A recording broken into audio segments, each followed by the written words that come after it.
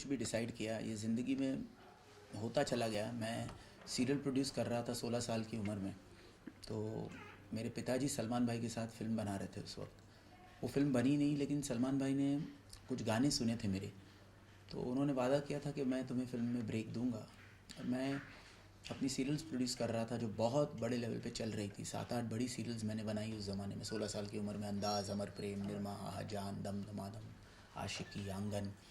तो उसके बाद यूँ हुआ कि सलमान भाई ने मुझे म्यूज़िक के लिए प्यार किया तो डरना क्या में ब्रेक दिया, और वो जो गाना हिट हुआ उसके बाद वो सिलसिला शुरू हुआ। तो मैं बहुत आभारी हूँ सलमान भाई का, खान परिवार का, कि वो ब्रेक हुआ। और उसके बाद म्यूज़िक की मेरी जर्नी जो शुरू हुई, वरना शायद मैं इतना स्ट्रगल करने जाता नहीं, क्योंकि as a serial producer establish हो चुका था। तो प्यार किया तो डरना क्या से लेकर फिर आज 650 हिट गाने हो गए, 120 फिल्में हो गई, ये 100वीं फिल्म टी सीरीज़ के साथ है, 10वीं फिल्म एज एन एक्टर हुई है। तो बहुत कई जो जितने भी ज़िंदगी के पड़ाव थे, पहले गाना एज ए कंपोज़र, पहला गाना आशिक बना एज ए सिंगर, और आपका सुरूर मूवी या एल्बम आपका सुरूर या रियलिटी शो, सारे पहले जो पड़ाव थे वो सब हिट रहे। तो आगे और बहुत काम मिला, और वो काम को निभाने के लिए जितना हो सके कड़ी मेहनत कोशिश की, और वो ऊपर वाले ने आशीर्वाद दिया और वो सब चीज़ें चली। तो ये जितनी भी चीज़ें हुई वो कहीं ना कहीं सोच कर नहीं हुई, बल्कि एक ऊपर वाले का करिश्मा, आप लोगों का प्यार, लोगों की दुआएं, माँ बाप का आशीर्वाद कहीं ना कहीं लगा, जिसकी वजह से ये सब होता चला गया। और पिछली फिल्म एक्सपोजे की कामयाबी के बाद उसमें काफ़ी क्रिटिक्स का बहुत अच्छा साथ रहा, कमर्शियली चली। तो तेरा सुरूर में और मेहनत करने के लिए किरदार में बिल्कुल रघु के किरदार में, जो अपनी गर्लफ्रेंड तारा को डबलिन बचाने जाता है और उसको निकालता है वहाँ डबलिन प्रिजन से एक एस्केप प्लान के ज़रिए, जो नसीरुद्दीन शाह जी, रॉबिन धर्मराज सैंटिनो जी एक डिवाइस करते हैं। और उसके लिए ये कुछ एक्शन है, सस्पेंस थ्रिलर है, और एक edge of the seat thriller है कि आप गैस करते रह जाओगे कि अनिरुद्ध ब्राह्मण कौन है जिसने तारा को फंसाया। शेखर कपूर जी हैं, कबीर बेदी जी हैं। तो larger than life, beautiful visuals, beautiful music and अच्छे परफॉर्मेंसेस हैं। तो उस कैरेक्टर में रघु के लिए एक शेप में आना ज़रूरी था। तो उसके लिए अगेन बहुत मेहनत की, जिमिंग की, वर्कआउट किया। 8:30-9 बजे के बाद खाना बंद कर दिया बिल्कुल। सो एक अपनी तरफ से जितना हो सके मेहनत की है, and we tried to made a product and we are very happy with the film. Now we are waiting for people to react on the 11th of March. सबसे वैसे वो तो देखिए, मेरे लिए ये था कि जो भी करें वो दिल से करें, मोटिवेटेड रहें। और जैसे म्यूज़िक में हिट के बाद दूसरा हिट बनाने के लिए बहुत सारे और गाने बनाने पड़ते हैं, फिर सैम्पलिंग करते हैं, फिर जो सबको पसंद आता है वही रिकॉर्ड करते हैं। कोई पर्सनल ईगो के हिसाब से काम नहीं करते। उसी तरह से इस किरदार में लीन लुक, एक्शन के लिए सिक्स पैक होना उसके ज़रूरी थे। तो एक कैरेक्टर का लुक होता है जो बहुत ज़रूरी होता है। तो वो एज एन एक्टर मैंने एक्सपोजे से सीखा कि किरदार में बिल्कुल रवि कुमार के लिए मैंने 20 किलो वज़न लूज़ किया, वर्कशॉप्स किए।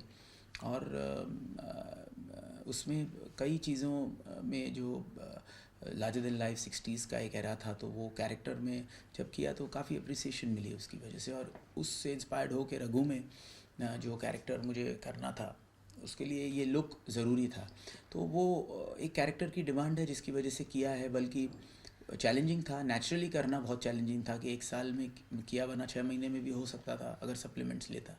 तो ये चीज़ नेचुरली करने में थोड़ा वक्त लगता है, बिकॉज परहेज़ बहुत ज़्यादा होता है उसमें। देखिए, बहुत आभारी हूँ नसीर साहब का, शेखर कपूर जी का, कबीर बेदी जी का, कि उन्होंने हाँ कहा ये फिल्म में काम करने के लिए। और ये जो कैरेक्टर्स हैं वो इतने लार्जर देन लाइफ हैं कि उसके लिए इतने दिग्गज एक्टर्स की ही ज़रूरत थी। और उनसे नज़र नहीं हटती जब आप उनके साथ परफॉर्म करते हैं, तो वो इतने डिटेल में कैरेक्टर में घुस के काम करते हैं, तो बहुत सीखने को मिलता है। और मैं बहुत ही इंस्पायर्ड हूँ और बहुत इनके आभारी हूँ कि उन्होंने ये रोल किया। बिकॉज़ ये जो किरदार है उनको स्क्रीन प्ले वाइज वक्त देना बहुत मुश्किल था इस्टेब्लिश करने के लिए एक कैरेक्टर को। तो न्यू कमर तो कर ही नहीं सकता था, बिकॉज़ उनकी जो स्क्रीन प्ले है बहुत फास्ट पेस्ड है और बहुत चीज़ें वो कर रहे हैं फिल्म में। तो उनके कैरेक्टर को इस्टेब्लिश करने के लिए अगर कोई न्यू कमर होता तो 15 मिनट के सीन अलग और लिखे जाते। वो था नहीं हमारे पास। तो बिकॉज पिक्चर एक फास्ट पेस थ्रिलर है, तो नसीर साहब की कहानी और आगे बढ़ती जा रही है, जिस तरह से वो प्लान डिवाइस करते हैं, या शेखर कपूर जी इंडियन एम्बेसडर हैं डबलिन में, तो वो ऐसी पर्सनालिटी जिनको देखते ही लगे कि हाँ ये वो किरदार हैं, वो बहुत ज़रूरी था। और दे परफॉर्म सो एफर्टलेसली। तो वो सीखा कि इतनी एफर्ट किए बिना परफॉर्म करना वो बहुत बड़ी कला है, और कैरेक्टर में बिल्कुल घुस के। तो हमने थोड़ी बहुत कोशिश की, मैंने ट्राई किया। My journey is just begun, and एक प्रोडक्ट ऐसा बनाने की कोशिश की है कि आप सबको प्रोडक्ट लेवल पर भी पसंद आए, क्योंकि इकोनॉमिकली हमारी म्यूज़िक बहुत अच्छा हो गया, और जिस तरह से हमने रिकवरीज की हैं, तो we are very safe in terms of our production designing and economics viabilities of the film. But release के बाद बात होती है कि पिक्चर कितनी अप्रिशिएट हुई, तो उसके पॉइंट ऑफ व्यू से भी हम बहुत बहुत खुश हैं इस प्रोडक्ट से, एंड सोच रहे हैं कि और उम्मीद करते हैं कि लोगों को पिक्चर वो लार्जर देन लाइफ डायलॉग्स नहीं होंगे, क्योंकि वो 60s का एरा था जहाँ ऐसे कैरेक्टर्स होते थे और रियल थे। यहाँ पर डायलॉग्स हैं लेकिन सटल हैं।